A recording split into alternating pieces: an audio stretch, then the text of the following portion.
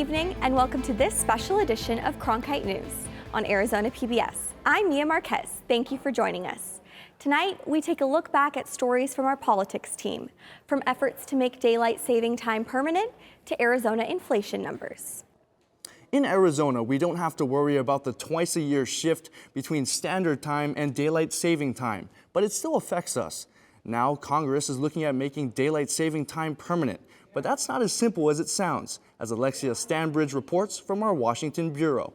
Scott Yates hails the Senate's recent decision to end the twice-a-year shift between standard time and daylight saving time as, quote, a great day for clock sanity. But is it really? While most people like the idea of a year-round standard time, they differ on what the standard should be. Arizona tried it 55 years ago this summer in 1967, and there was a huge public outcry against daylight saving time.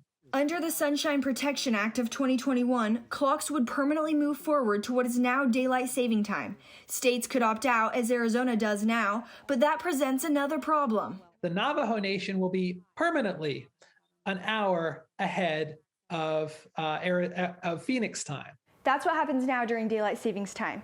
If it's 1 o'clock in Arizona, it's 2 o'clock on Navajo Nation. But on the Hopi Reservation, it's 1 o'clock, which is located inside Navajo Nation. In New Mexico and Utah, they're an hour ahead at 2 o'clock. Confusing? Maybe, but there's more. Most experts agree that locking the clock is a good idea, but they're not all keen on being locked in daylight savings time. When we sleep at a time that's not aligned with when the sun is telling our bodies that it's time to be awake and sleep, we have what's called circadian misalignment. Aaron Flynn Evans says staying in daylight saving time can lead to increased risk of cancer, cardiovascular disease, strokes, and more long-term health issues. Standard time is safer, she says. That better aligns with the timing of sunrise and sunset, and therefore it better aligns with how our bodies promote sleep and wake. But she agrees with Scott Yates that switching back and forth isn't healthy for anybody. So now we know, with science, we know that the changing, especially in the spring, is really deadly. A lot of people have heart attacks and strokes and workplace accidents. Shermer Horn, the Arizona State University history professor, says that whatever Congress decides, Arizona is likely to stay the same as it always has. Why start the day that much farther, into the heat of the summer? So I think we're good. Yates, who founded the Lock the Clock movement 8 years ago, says he's just happy to see his work may soon pay off. It's never been great. It's never really done the thing that it was supposed to do. In Washington, Alexia Stanbridge, Cronkite News. When SRP wanted to double the size of their natural gas plant in Coolidge, Arizona, the expansion seemed inevitable. Arizona's growing population needs the power, and the expansion will provide energy for more homes and help prevent summer blackouts. But the energy company didn't count on the power of a collective voice. Faith Abercrombie tells how the residents of one tiny community fought the state's second largest power company and won. A quiet, small community. But when it's time to make some noise, when do we want it? Now! The people of Randolph, Arizona rallied together. I got down on my knees. I didn't care who saw me, and thank God.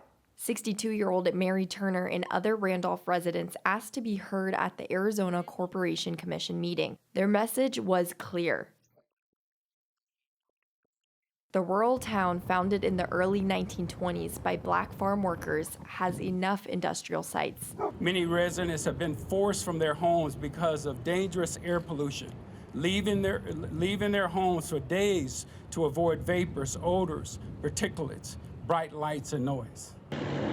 Still, this small neighborhood, where you can't travel a few blocks without leaving the town, is home. Everyone knew everyone. We were all like family. And you don't lose that connection. Down the road from where residents live are 12 gas turbines at the Coolidge Generating Station. Along the same road is Western Emulsions and El Paso Natural Gas Company surrounding Turner's neighborhood. My number one question is one word: why? When you have all of this vacant land around us, why Randolph?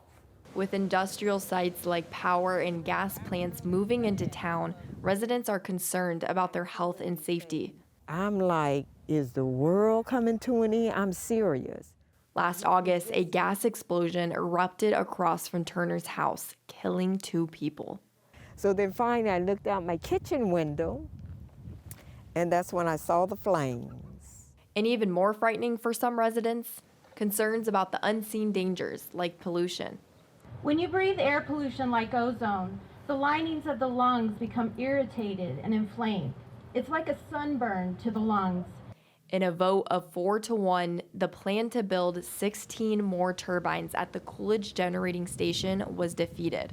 And for now, residents can breathe a little easier. But Turner says the fight for their community is only beginning. That was a great victory for us. And I think not only for Randolph, for the world. I think we told the world something. In Randolph, Faith Abercrombie, Cronkite News. A bill working its way through the state legislature could create a new executive office in the state of Arizona. Cronkite News reporter Mitchell Zimmerman explains how this bill could change Arizona's constitution. According to the Arizona State Constitution, the Arizona Secretary of State takes over when the governor leaves office early, unlike most states that have a lieutenant governor office, but voters may have a chance to change that.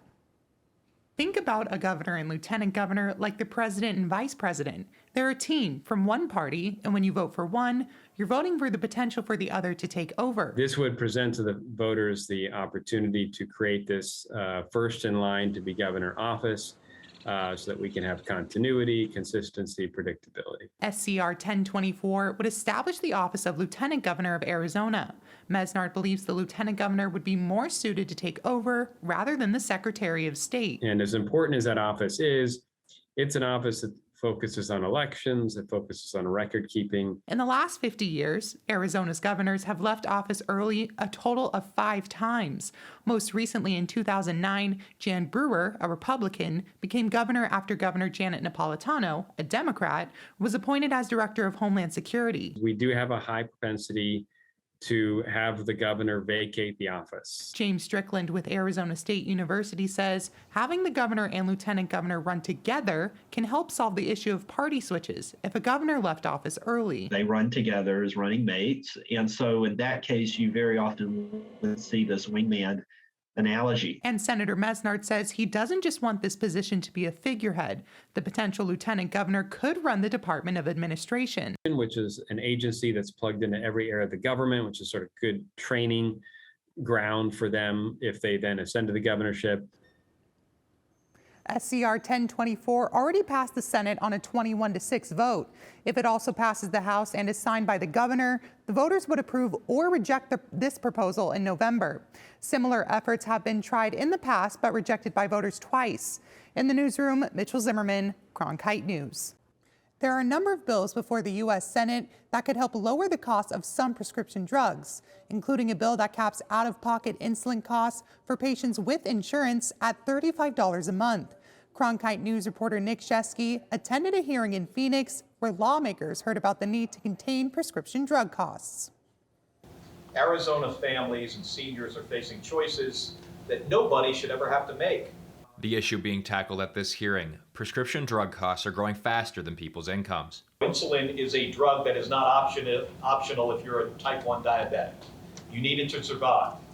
And many people have to take it for decades, and they do. Yet Americans, we pay 10 times more than folks in many other countries. And it's not just insulin. Medications needed for several illnesses have gone up in price. Judy Wilson, who has been diagnosed with multiple sclerosis, shared how she had to give up her medication, Copaxone, because she couldn't afford its rising cost of over $7,000 per year. After discussions with my doctor, I decided to go off my medications. I didn't have any other options and have so far been very lucky that I haven't had any relapses. Dr. Sugana Karapana says that patients rationing out medication, cutting pills in half, or going off meds because they can no longer afford them is quite common. I can't tell you the number of times I have heard my patients say, "Doc," or "Doctora, please look at all of my meds and tell me what can I skip. It costs me too much each month and I need to stop at least 2 or 3 of them." The pharmaceutical companies maintain it is expensive to develop new medications, which is one reason for higher drug costs in the United States. But one thing Senator Kelly would like to see is an out-of-pocket cap for patients with Medicare Part D. Capping the out-of-pocket expenses at $2,000 for Medicare Part D plans. I mean, we have to get this done. In Phoenix, Nick Shesky, Cronkite News. Inflation is increasing both at the state and national levels. And according to the National Federation of Independent Business, 31% of small business owners reported inflation as the #1 problem their business is facing. Cronkite News reporter Madison Thomas found out what this means for Arizonans. According to the NFIB, inflation has taken the top spot as small business owners' #1 concern, as it has just surpassed labor quality. However, the organization's director says the situation here in Arizona is looking brighter than most places. To the U.S. Bureau of Labor Statistics in February, the Phoenix, Mesa, and Scottsdale areas saw an inflation rate increase of 10.9% from the last year. This was 3 points higher than the national rate of 7.9%. The most recent data from last month showed a national rate of 8.5%. The NFIB report also shows that there is a record low expectation for better business conditions to come. However, Chad Heinrich, NFIB's Arizona State Director, says that the report looks at things at a national level and not at individual states. When we look at Arizona, we definitely have a bright side because we do have a pro-small business legislature and elected officials. And so we do see policies being adopted at the legislature that are helpful for small business and will actually help us get through this period of time in our economy. According to the U.S. Bureau of Labor Statistics, the Phoenix area saw the highest rate of inflation over the past year in comparison to other metropolitan areas. In Phoenix, Madison Thomas, Cronkite News. Arizona's congressional delegation and members of the Ukrainian community here were swift to react to the news out of Kiev. Faith Abercrombie tells us there is a shared sense of urgency. Ukrainian communities in Arizona and all over the world are grieving and urging Congress to take action not only for their country, but for their family. My godson and his father got enlisted in the army, and he was a baby. I held it, and he is now 24. He is proud Ukrainian, and he is going to risk his life, and I'm praying that he come back alive. At an infrastructure event this morning, Congressman Greg Stanton took a moment to talk about the Ukraine crisis. He says America will lead the world in taking action. However, it will take every country to get the message across. You don't invade another sovereign nation. We are going to stand strong, and we are going to make sure that Vladimir Putin knows that the world is against what he has done. Other members of Arizona's delegation agree. Democratic Congressman Tom O'Halloran released a statement that says in part, Congress must continue to support the Ukrainian people and our NATO allies, especially those who border Russia, through increased military aid. And Republican Congresswoman Debbie Lesko tweeted, "We must never forget these heinous acts and must respond swiftly with the highest levels of sanctions." Olena Melnik has family members in Ukraine. She says it will take more than just sanctions to protect and stand for the Ukrainian people. We want to ask all Democrats and Republicans to stand together in this resistance against Russian aggression in all possible ways, political, diplomatical, financial, humanitarian aid. If we will not resist, the history shows we all will suffer. In Tempe, Faith Abercrombie, Cronkite News. Many here in Arizona are watching with special interest as events unfold in Ukraine. Russian natives who have made their homes in the valley for decades have been watching too, and worrying for their friends back home. Alexia Stanbridge has more on this story from our Washington bureau. It's been years since Paul Anseliovich moved away from Moscow, and since Nikolai Ryasnyavsky left behind both the big city and the Russian small town where he grew up. But the years and the miles have not made the events of recent weeks easier for them to watch. It's painful, to see this unnecessary tension between our countries. Both men still have family and friends in Russia, where Risnyavsky says the people are, quote, sick and tired. Okay, it's a huge political game. Unfortunately, a lot of people, going to pay. As a Russian American, Ansilyovich says the invasion of Ukraine has left him embarrassed for his native land. It's very sad, to be honest, and I feel, to be honest, I'm kind of feel ashamed, so because it shouldn't happen, really. Their friends and neighbors in Arizona know of their heritage, but both men said that has not been an issue. And if people did ask, they would have a response to what President Joe Biden today called Putin's war. There's nothing to defend. I'm against those actions. I always defend Russian people, though. Ansilyovich says the most common reaction from his Arizona neighbors has not been animosity, but curiosity. What both say is one of the things they appreciate about the United States. That's the kind of a distinctive part of the United States, attitude, people in the United States, yeah. While both still value their Russian heritage, Ansilyovich visits family and friends in Russia yearly. There's no question this is their home now. Risnyavsky, a real estate agent, moved in 1992, and Ansilyovich, a pediatrician, came to the United States in 1998, and both say they enjoy their lives in Arizona. I've been lucky to experience life there, lucky to experience life here, look at my life from a different perspective. It's absolutely unique experience. In Washington, Alexia Stambridge, Cronkite News. Before they came to Arizona, Ansilyovich lived in Los Angeles and Risnyavsky lived in Seattle. Both men told us they came to the U.S. for the most American of reasons. They saw better opportunity in the new world than in their own. Governor Doug Ducey signed new laws into effect today, affecting abortion accessibility for Arizonans and topics regarding transgender individuals. Senate Bill 1138 delays irreversible gender reassignment surgeries until the individual is 18 years old.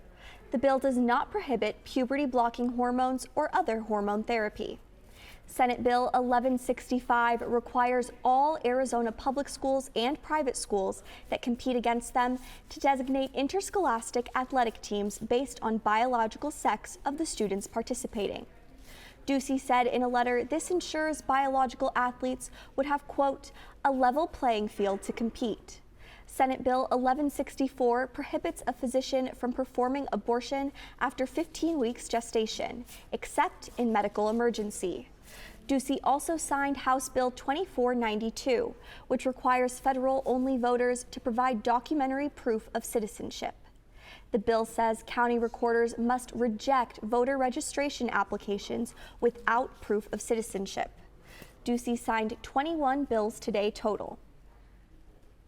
We caught up with the governor at the Phoenix Committee on Foreign Relations' 17th Annual International State of the State. John Brown was there and tells us how the governor responded when asked about the new legislation. The event at a downtown Phoenix hotel drew a few hundred people there to hear Governor Ducey speak about economic and international relations. Some of this was overshadowed by the announcement about the new legislation he signed today. The luncheon, sponsored by the Phoenix Committee on Foreign Relations, included a Q&A with the governor and remarks on Arizona's economy. After the event, the governor answered questions from the press who asked specifically about the impact of the legislation he signed today. Protect children, it's going to protect life, it's going to protect female sports, and it's going to protect the vote. And we've got more to do. After we're done with this gaggle, I'm eager to get back to the office so I can sign the legislation to end the health emergency. When asked about why he signed the 15-week abortion ban bill, Governor Doug Ducey said he is pro-life and supports pro-life legislation. In the newsroom, John Brown, Cronkite News. It's been a year since Congress passed the American Rescue Plan, the Biden administration's $1.9 trillion relief package. And President Biden said in remarks to the National League of Cities this week that that plan has worked out well, as Alexia Stambridge tells us from our Washington bureau. The $130 billion that went directly to local government as part of the American Rescue Plan won't solve all their problems, but Arizona officials here say it's been a big help. you know, it's a good start. I think we can always have more money, but then that means more taxes for young individuals like you in the future. Mesa Council member David Luna says the city has been careful with its share of American Rescue Plan funds, which it used to help assist the city's homeless community, something that Tempe has also done, says Mayor Corey Woods. That money really made a big difference. If you think that we obviously struggled during this time period, imagine if you're unhoused and living on the street. The $1.9 trillion plan included tax credits, extended job benefits, rental assistance, and more. But Biden's speech Monday focused on the $130 billion that went to cities and counties. As a former local official, I know that it matters. Having that flexibility and control to meet both the short-term and the long-term challenges you face. He acknowledged that the benefits of the plan have been eroded by inflation, which he blamed on COVID-19 supply chain distributions and the Russian invasion of Ukraine. The speech was well received by the crowd, with Woods and Luna agreeing today that Biden did a good job speaking on the issues. I thought he really did an exceptional job of laying out all of the items that the administration has pushed that have really helped all of our cities throughout the country. The two Arizona politicians said listening to Biden speak was not the only exciting thing about the conference. They also said they are just thrilled to be back in person after 2 pandemic years of virtual convention going. We're tired of looking at a screen. And as politicians, we tend to want to hug and embrace each other. He's not the only one. Close to 100 Arizona lawmakers were signed up for this conference, among more than 2,000 who registered. Attendees have been here since Saturday and will wrap up tomorrow. In Washington, Alexia Stambridge, Cronkite News. Several members of President Biden's cabinet also spoke, along with House Speaker Nancy Pelosi and high-profile mayors from around the country. And Arizona Congressman Greg Stanton, the former mayor of Phoenix, is scheduled to address attendees tomorrow before they head to Capitol Hill for a day of lobbying. Today in downtown Phoenix, community leaders joined an organization to introduce an ongoing voter effort. Cronkite News reporter Liz Flores tells us what these efforts are and who is behind it. Chicanos por la Causa and Arizona community leaders emphasize the importance of raising awareness for Hispanic voter outcome. And today they announced how they plan to reach their goal. Chicanos por la Causa Action Fund Executive Director Joseph Garcia emphasizes the importance of Latino votes. And so it is no by accident that we are here today to announce the launch of an unprecedented commitment by Chicanos por la Causa for historic Register and Get Out the Vote campaign for Arizona. Garcia announced the launch of a $10 million Get Out the Vote campaign for Arizona Latinos. He says that this campaign will have a historic impact on the 2022 election. They say they will be working with other Latino organizations. So we look forward to working with our fellow community members to register Latino voters and to fight for our community's ability to vote, and not just in this November, but in every election to come. The Action Fund is set to educate voters through advertisements and canvassing. The Action Fund has one goal: to encourage Latino voter outcome. Latino issues will be heard and Latino issues will be addressed. This is a nonpartisan voter campaign, details of which we'll be discussing with an impressive line of speakers here today. Through the campaign, they hope Latinos can take part in critical decisions that can impact their lives and the future of others who cannot vote. In the newsroom, Liz Flores, Cronkite News. As many places around the country are throttling back on COVID-19 protocols, business owners continue to find new ways to stay in business. Ashley Hudjaleski takes a look at whether these new business methods are here to stay. When the pandemic first began, many business owners had to quickly adjust their work routines, whether it was going from in-person meetings to strictly Zoom or gearing their restaurants for an influx in takeout and delivery orders. Honey Bear's barbecue owner Mark Smith says his business really had to pivot. A lot of people didn't know how to switch over from fine dining or dining in to deliveries and pickups. We did a lot of Grubhub, DoorDash. We did online ordering and stuff like that, and that is huge. Smith says his takeout business increased 130%, and he, like others, believes that new ways of doing business are here to stay. I don't think it's going back. I think we're finding a new reality in regards to how our economy is going to operate from this point forward. Historically low unemployment rates means it's tough for businesses to find workers. But Arizona's Small Business Association board member, Frank Divers, believes the end to this struggle could be soon. Statistics are starting to reveal that it is beginning to trend back. People are being incentivized based on the fact that the market is making them offers that they are like, wow, I probably should consider that. Despite the many challenges COVID-19 brought, it taught all of us how to quickly adapt. As bad as the pandemic was, it triggered the creative imagination of a lot of small business owners to start thinking, okay, well, if I can't do this, then what can I do? In the end, many businesses came out of the pandemic stronger, with new tools they'll continue to use. In Phoenix, Ashley Hodulewski, Cronkite News. According to the Bureau of Labor Statistics, during the pandemic, 56% of businesses experienced a decrease in demand for their products or services, and 19% closed due to government mandates. That's it for Cronkite News tonight. Thanks for joining us. For top Arizona stories anytime, go to cronkitenews.azpbs.org.